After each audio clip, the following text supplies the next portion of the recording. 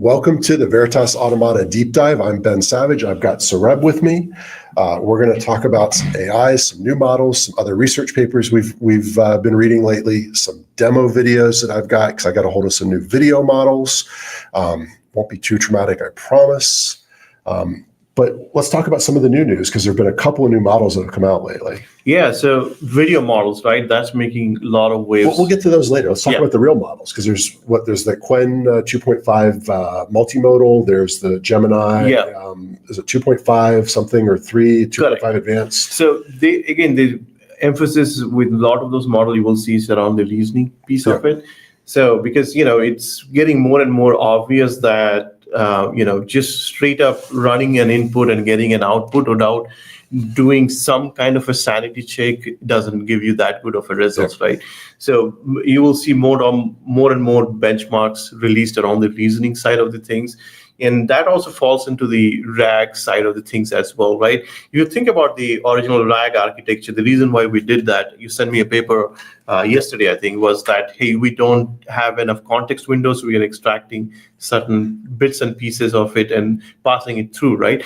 So the bottleneck over there is the retrieval window of it. And it is often done using very keywords such BM2.5 or one of those re-ranking or requerying and all the stuff. There's not much reasoning happening there. So when you invoke a reasoning model into it, it can requery it and requery again. Hey, I didn't get the right answer. Maybe I changed the query and query it again, right?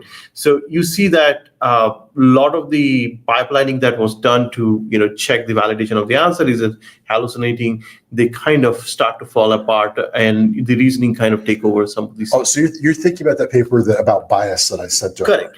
And that was interesting. So that's a little different than the new models. I still want to come back to those. Right. But that particular paper, and we'll make sure we get a link up in the post about this. But that was interesting is that if you just ask the same model, the same question, and remove the memory context, many of the models would show a bias to a random number like 7 or towards other things. Right. But then when you gave it memory and you ask it the same question, it could see it was looking at the previous answer and then asking based on that. That was an interesting way to deal with bias in the tools. Correct. I was thinking about the same problem. Often we think of bias is some kind of human thing, but the random number example was pretty cool because, it's picking 7. It's not between, you ask 0 to 9 and it still picks 7. It's not middle of distribution, but yet it picks the 7. So there is, within the neural networks, the probability distribution, there is a peak happening around 7. That's why it's peaking it. Well, it's that, and that's part of what the paper did a good job of calling out. Is they don't know where the bias comes from. Is it the data training set? Is it the model architecture? Is it the coding and the safeguards that are part of the model, the system prompt and those other things? But they could tell as soon as you put the memory in, then the randomness came back. Yes. So when you put memory in, it's probably doing a cross check and it's doing because now you have the way I think about LLM is that when you're asking for a question, it's just the input to that whole, and speaking from a distribution, as soon as you introduce history, the chat history, it's additional signals you're putting, and you're shifting the distribution as you go along, right? So that was an interesting paper. They call it the B score, right? Kind of a setup, right? So this is, I think we have heard about biases quite often, but this paper was kind of, eye-opening. It's even in a distribution, you see a bias in how it's picking the number. And what was nice about the way they created it was that it's a pretty universal tool to assess the bias of an answer, the way the tool is working, the model is working, because it doesn't depend on pre-calculated answers or pre-done things. And a lot of times when people were looking at it before, they were trying to look for a specific type of answer for a question and using that to assess it. Doesn't matter what the question is, just ask it 10 times. I vaguely recall somebody doing a social experiment on humans, asking them to pick a number, and they also, humans as a whole, we also gravitate towards certain numbers as well. I can't remember top of my mind, but it's one of those science channel, I think something Veritas or something in that line. They had that experiment. It was cool, right? Humans also tend to pick up on biases. And if you are teaching an LLM on human-generated data, that biases will probably flow through as well, right? Yeah. So going back to that whole reasoning model, right? You see more and more emphasis around reasoning model, because that leads to also the deep research front, right? Because we are seeing more and more that tool become more and more powerful. Now, most of all of the vendors have their own deep research thing, which basically enables not just go from the memory, go surf the web, find certain things which are relevant, score them, and bring back an answer, right? So it's not the LLMs are now not limited to when it was trained. They used to have a snapshot. This is current as of whatever date, right? Well, and that's what I refer to a lot, is like you and I've talked about having that ability for tool use, right? So it's like you've got the core of the model, but how do you continue to augment it with other capabilities? But let's go back, because we started about the news, and we jumped into that paper in particular. I've been looking at some of the stuff that came out from what is it? Google Next is their event last week, and they did a whole bunch of AI reveals. I've been looking at some of the video model stuff, but were you looking into what they're doing with word I can't pronounce? Their Gemini. model, yes, that one. The Gemini is a bit of a weird beast because it's running in its own lane. That's how I feel with Geminis. They may not or may do well on benchmark tests, but it always feels slightly different because maybe they have access to, since it's coming from Google, they have access to a lot more data versus a different company, they are not like searching the web. So they feel slightly different on many fronts on that side of things. But again, they are all pushing for reasoning. And you mentioned the video model. If you think about the reasoning video model, how are they different from LLM? Is first of all, they have text to some kind of embedding going on. They would understand your prompt, generate a keyframe, right? And then they would write up a storyboard, how the video is going to look like, what are the key moments. Basically, they design a set, right? And as their text to image has been there for a while now, right? Now you're seeing more and more of the video stuff coming around. But if you think about video, there are key moments, and then you have interpolation of frames between them. Well, and to that point, there's a couple of different ways the different video models work, right? There's text to video, there's image to video, there's start and end frames where you can give it a starting and an end frame to get and it figures out what's in between. And then more recently, Kling and a couple of other tools, and I don't remember if VO3 has this feature, but there's a number that have what they call elements. So then you can start to change specific elements within that. There was also like a paper NVIDIA just released, or some demos where they're changing just the weather in a video. So you're starting to get it crossing over into more conventional special effects. But with the VO3 image or video model, what's interesting about that is most video models to date they just generate video. Right. But with VO3, it's actually allowing you to prompt audio and video in the same prompt. Correct. Whereas before, you had to go use some tools. And when we get to the demos in a second, I'll pull them up. I'll show some that are from VO3, some that are using VO3 plus a lip sync tool. And honestly, it's where the lip sync tool comes in that sometimes that becomes a problem. Yeah. I mean, if you think about it, where does all of these flow through? It's probably borrowing from some of the reasoning as well, right? So when you generate those videos, you have to temporarily keep them intact, which is, from keyframe to keyframe, the person's face, the clothes they are wearing, that doesn't change, right? The other piece is the physics. If you look at the early video generation piece, the physics didn't make any sense.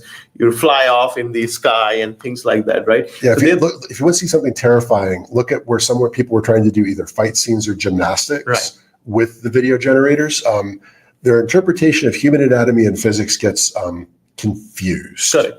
Especially with fingers in the hand, and they would confuse. You would have multiple thumbs and things like that. Most tools have the fingers and hands pretty well solved, and even the consistent characters. Right, there were some early techniques around LoRa's and some stuff there to do it. But then a number of the tools have built it in where you can go give it either a single image or multiple images, and it will do a consistent character all the way through a set of videos. Right. And that's where some of the elements things become even more important, because now you can put a character and other key assets, and you can start to do some really interesting storytelling with them. Correct. Yeah, I mean, if you think through the pipeline, not all of the video generations they release how their secret sauce look like it. But if I were to look at it from a very high level, how would I do it, right? So you have actually three different key elements. One is a piece where you are taking a prompt or an image and converting over to an embedding that the LLMs understand. And then you generate what I call a storyboarding, right? Basically, what would be the key events that's happening, like a director writing or a producer writing the script for that 30-second video, right? And then generating those key moments, right? And there's a couple tools that are trying to do it, but none really work in that way, right? That's to kind of tie that to some of the deep research. What's interesting about some of the deep research tools is some will say, here's my research plan and here are the bullet points, and then you can go alter that before it goes and does the work. Correct. Whereas most of the video tools right now are between 5 and 10 seconds of video. Then you can usually do an extension, but what they don't let you do is storyboard a whole thing. There's a couple of tools I've seen that are trying to do that. I personally haven't had good success with those, but it may also be, we've talked about, I tend to be very much I fire off a single prompt and they tend to be pretty simple, and I either like what I get or I reprompt it. I don't spend a lot of time writing a novel length prompt to try and get my results. Yeah, I think the storyboarding thing is probably happening internally, like the reasoning thing that it does in sequentially underneath, right? But the cool part that I've seen is the physics in engine integration. They don't have a plug, maybe they do, I don't know. They're making the keyframe temporally consistent, first of all, right? It's not changing clothes and color and the face and all that stuff randomly, right? And then the physics piece of it's also very, very valid. And within the physics, I think the lip syncing and some of the other features starts to creep into that whole flow, and you see more and more realism around that front, right? So it's probably not a single gigantic model. Probably it has lots of mini models underneath which are connected somehow, and they are kind of being orchestrated along the line, right? That means we just got to get the open source ones working so we can build some of that on our own. Yeah, I've seen some of that where you can, what was it, Comfy UI, where you can input multiple different things. There's a whole bunch of tools. Right. But yeah, Comfy will let you put it's like Node-RED for image and video generation. Right. And you could potentially refeed the video that was generated back through the ML. Does it make sense? Do you see discrepancy? Because the multimodal models have become pretty good to detect abnormality stuff. And so you can fix that, You realize you're just building a list of projects for yourself, right? And would be fun projects for sure. We got the GPU hardware to do it. Why not? Well, let's play with a couple of the demos. Right. So these are... So for those of you who work with me long enough will realize sometimes I hear something and I get something stuck in my head. And one of my coworkers was working on a project about graph databases, and there was a Meghan Trainor song, if you remember that, all about that base a while ago. And all of a sudden a really bad parody all about that graph DB popped into my head. And so when I was testing some of these new models, I realized we had a song, so we can create some video. So I've been playing with two models lately, VO3 and Kling 2.0. So let me pull up first one. Okay, so this is VO3, and this is when I was first starting to play with it. So it will not fully do the VO3 model justice, and you'll see what I mean by that in another second. Connecting them edges too. All the devs dropping scale, but they ain't got a. Okay, let's try that again as I break things. Yeah, it's pretty clear. I ain't into rows and views, but I can model it like I'm supposed to do, because I got them nodes to connecting them edges too. All the devs dropping scale, but they ain't got.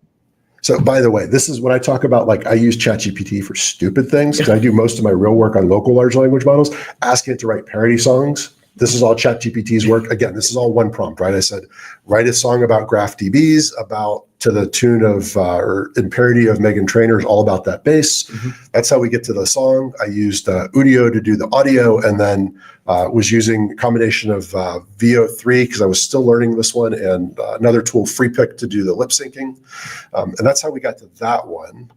Kling is another tool that I use, and that has built-in lip syncing. So we're going to remove this from stage, and something else I got to remove from stage. There we go. Okay, we'll add the one I want to stage. All the devs dropping scale, but they ain't got a clue. Doing the lip sync. And you're going to see that Kling actually has, let's go start that one over again. Yeah, it's pretty clear. I ain't into rows and views, but I can model it like I'm supposed to do, because I got them nodes to connect and them edges too. All the devs dropping scale, but they ain't got a clue. So you can do some pretty fun stuff. And as I started to play with VO3 a little bit more, what I learned was that it actually has the ability, this is what sort of surprised me, it has the ability to actually prompt text and audio in the video itself. Okay. So this is an initial let's go start that again. TDD, gotta write the test first, then you write the code, make sure it doesn't burst. So that's actually pretty impressive the way it lip syncs already from that. So I got to work to figure out how to use that more. So we'll figure that out. But when I take the VO3 model plus the song I created in Udio. Fearlessly safe with your guards. Confidence, even when requirements get hard. Ship to production with a swagger that's free. It's pretty impressive what it's creating. Yeah. And if I do the same thing in Kling, Ship to production with restart that one. the swagger that's factor. Fearlessly safe with your guards. It's not as Confidence, energetic even as when the lip requirements sync get is a little hard. better Ship here, to but- production with a swagger that's freedom for. And then the last one I created, so that was one that I created because another friend had asked me about a song, a hip hop song, Down with TDD, Test Driven Development, is a parody of Are You Down with OPP? So if you're familiar with the original song, you can see it varies a little bit, but it does pretty good. This is what I created for my team. So I was just down in Medellin. I was speaking at DevOps Days Medellin. Through no fault of my own, stuff did literally blow up. There was an electric circuit that blew up, and we had to improvise my presentation a little bit because I break demos. True. And so I felt there needed to be a theme song for that. So yeah. Web crashes and the hardware blows. They got a pitch deck and a fancy screen flow. But as soon as I show up, everything says no. I break down. You see, I break demos.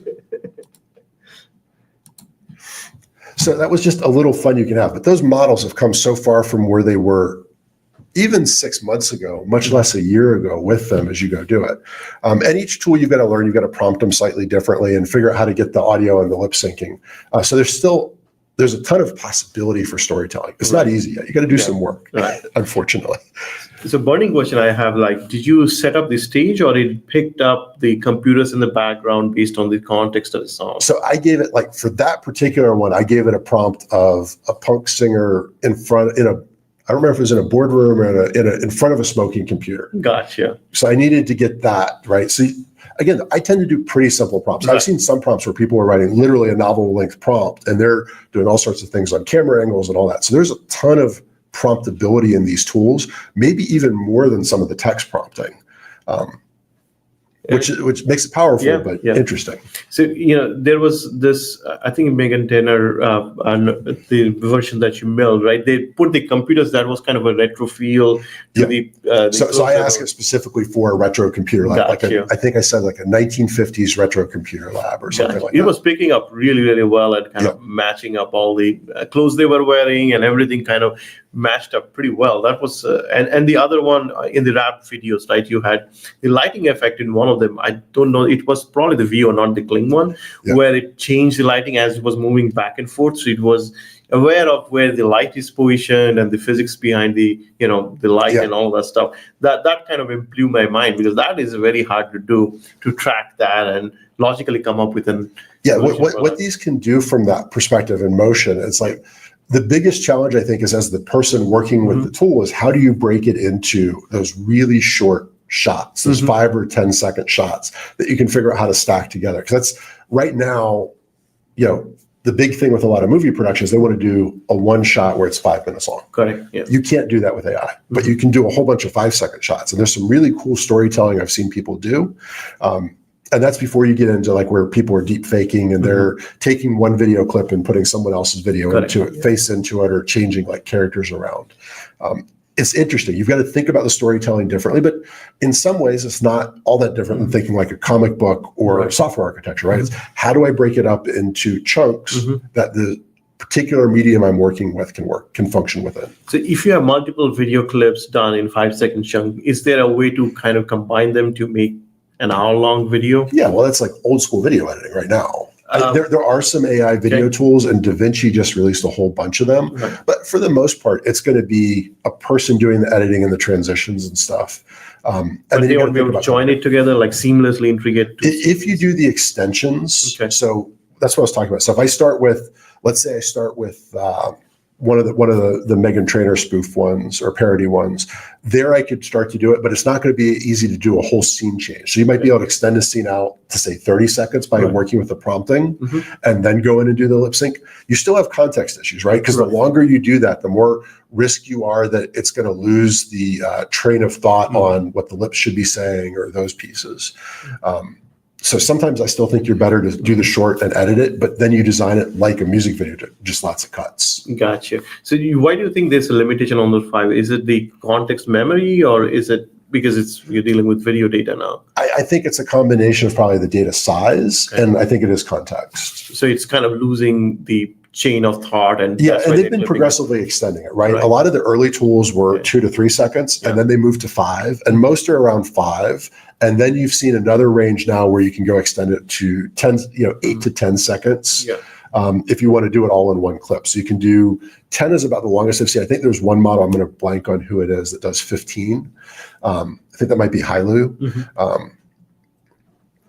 But then at that point, you start to lose, again, it's like text, right? There's a certain point where it loses the plot, and you get something where, I see it's going, I see it's going, I see it's going. It's like, wait a minute, something odd has happened. But sometimes you do that and you do a couple longer scenes, and then you cut them together to create that 30-second because you kind of time one to where the other ends, and then you can blend them that way. Again, like I said, none of this is like easy. Like, the videos I showed you, that was probably an hour and a half of work to put all those together and get the lip syncing and all that stuff. Not a ton of work, but time to video, it's still a lot longer than. No, that was pretty impressive. That kind of leads me to think where in real world application would this technology be used in, like, explain me videos? Like, you have this quick start guides and troubleshooting guide. Is it possible to create small videos on demand? Maybe on demand is probably hard now, but maybe down the line. Well, there's definitely people who've already got tools out there that will do simpler explainers. We're not doing full animation, but they're doing a little bit of motion, like image taking and all that. Where you feed a manual in and it's kind of talking through. You kind of see that with some of the faceless videos where it's like a camera panning, like Ken Burn style on an image. So there's already tools out there to do some of that of varying quality. And some of them, I can't say they're made for societal good. Because they're all, AI generated voice, AI generated imagery. It's like, at some point, people are just feeding a ChatGPT script in. It's like, okay, is there real value in the content that's being created? Sometimes there is, sometimes there isn't. I'll take you on a little bit of a tangent over here. So a couple of, I guess, years ago, we were looking at where you take an image of a scenario and recreate that as a video, right? I can't remember now the name of it, the technology. Like some of the Gaussian spotting and some of that. Exactly, like you take like lots of images. That might have been nerfing, I don't remember. That's the technique, right? So nerfing. So let's say you are in a situation where you're trying to fix something, you take a video of that, and then pass it on to the AI model like this, and it shows an AR augmented hand or a video clip. Oh, you got to unplug this cable and plug it here from your scenario itself. That could become very, very powerful because we've seen AR with technicians. Are you volunteering for more projects? Well, it's an interesting project. It's almost like Minority Report kind of. You're taking their precog kind of a thing where you are seeing things, but it's not pre-recorded. There are definitely already both ecosystems and tool sets to do, and open source projects to do augmented reality, like customer assistance, right? Where you can do that finger pointing and stuff, but that's usually a person going and pointing to, like, someone running something on a phone.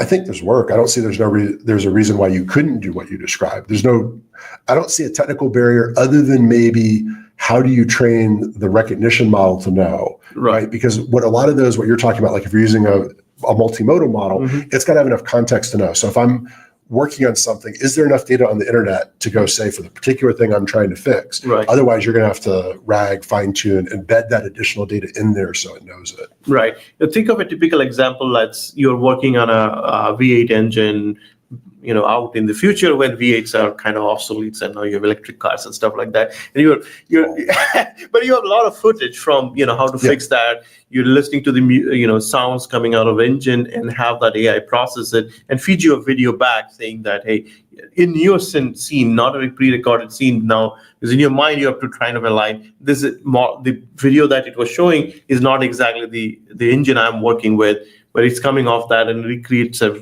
tutorial based on that. That could be very, very powerful. I guess there's bits and pieces of things around, but it's I don't think there's anything technical other than time and effort to figure out how to rough it all together. Now, because it's like some of the other stuff, right? If you've got data on forums and written data and manuals to say do this, and then you've got video that you can link together. You may have to figure out how to establish that relationship between the two. Like I said, there's work, but I don't see anything that's a massive technical barrier to it. That sounds like a VA project very soon. Maybe. Yeah. But no, I think that's part of what's exciting about some of this, particularly as some of these multimodal models have come out where they're not just text, that they're able to process video. Right. That's we were talking a little bit. There's that new Quen 2.5 multimodal model that came out, which I haven't had a chance to play with that. I don't know if you have. No, I haven't either. But just taking you along the journey of reasoning and all of that stuff, right? So as you're reasoning through that, one of the issues I have seen with LLM is still going through a low bandwidth, which is human language and text, right?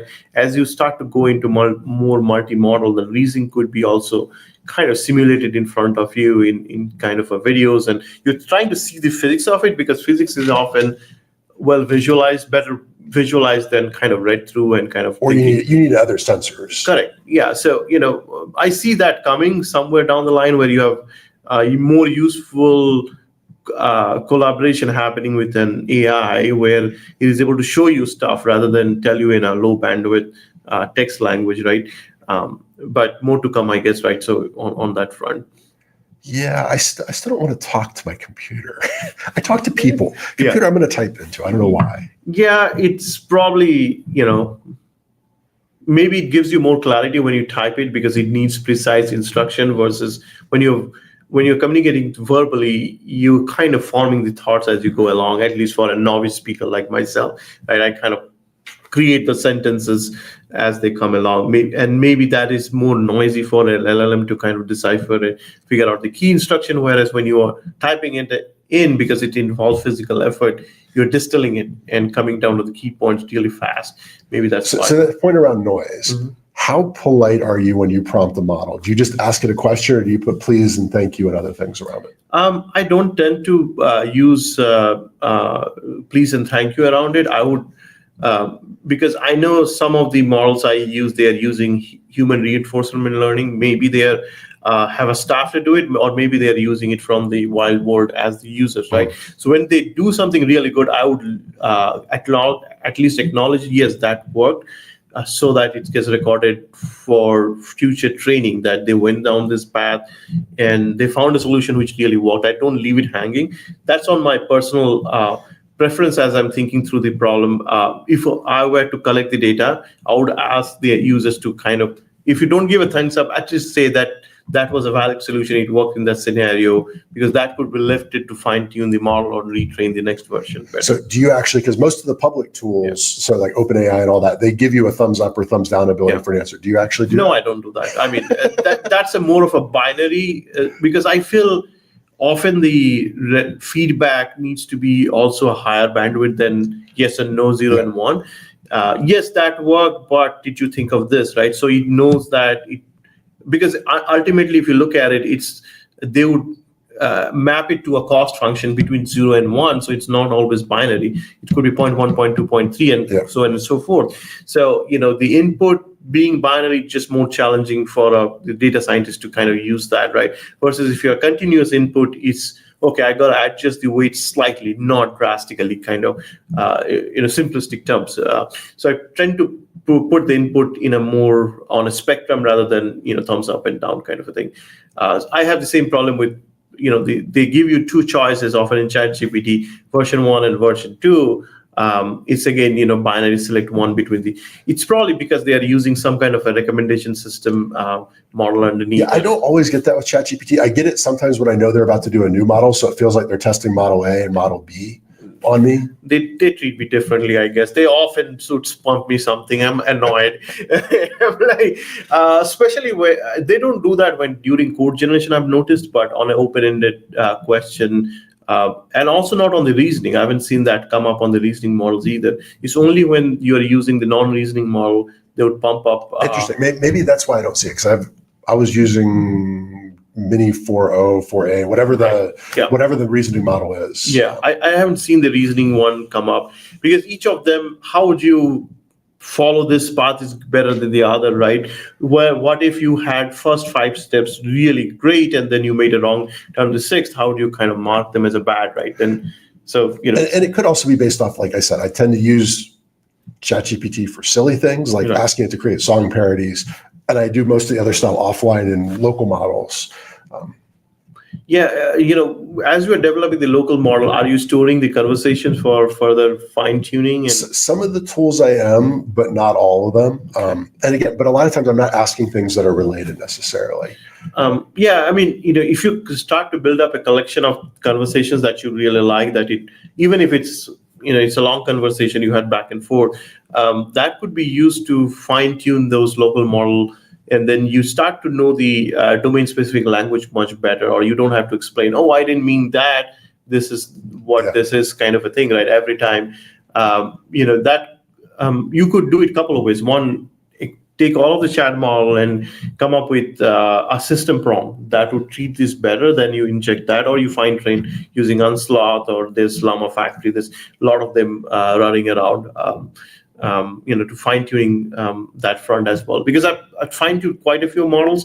I think they do really well. They are computationally heavy, but if you're running something like an Unsloth, it's very, very fast, and its only restriction is single GPU if you're using the open source version versus their commercial one. The LLM Factory... Can it run 2 GPUs, even if it's only single CPU? You can, with their commercial licensing, you can scale it up. I got it. So it's single CPU, single GPU in the open source. Correct. Open source is tagged. CPU you'd only use to gather some weights and come up with the updates and stuff. But the GPU is the only one. Even though we have multiple GPUs, doesn't want to run on that. Yeah. But Llama Factory is slower than Unsloth, but it does handle multiple GPUs, and it has that quantization steps and all of those things baked in, in a nice UI to take a look at it. But ultimately, what I found out is that quality of the input data, even for the fine tuning you are providing, needs to be, because you are now fine tuning on a very small corpus, so it needs to be a little bit more high quality. But I think that's the ultimate thing. It's probably the closing thought, right?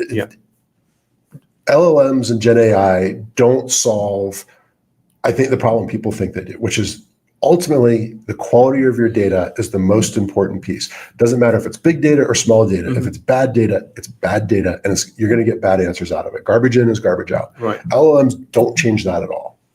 Yeah, I ultimately boils down to the data, right? So the question is, like, how do you clean the data? Do you use another AI to clean it? Maybe a special tool to do it? Again, if you're dealing that, then you're losing context, what data is important, what's not. This kind of goes into the RAG problem, right? Yeah. Am I looking through a pinhole to figure out important stuff, or where you need a wide angle lens to see the bigger picture, right? Especially, I think we talked about the code generation. Often if you're using RAG to look at your GitHub repo, it doesn't pull the relevant ones, and then you have a code which doesn't generate the right purpose. Whereas pushing the entire thing into the context, which is possible today, you get to see the entire picture, but you also introduce a lot of noise. How does the LLM? Yeah, that was that whole article I sent from Klein, right? Where they were saying basically RAG doesn't get you there because it doesn't preserve the relationships in the right way. Mm-hmm. Correct. Correct. Because you are looking at keywords and chunks. Even when you're retrieving or looking at chunks, there's very little context. Where does this chunk lie in the big picture, right?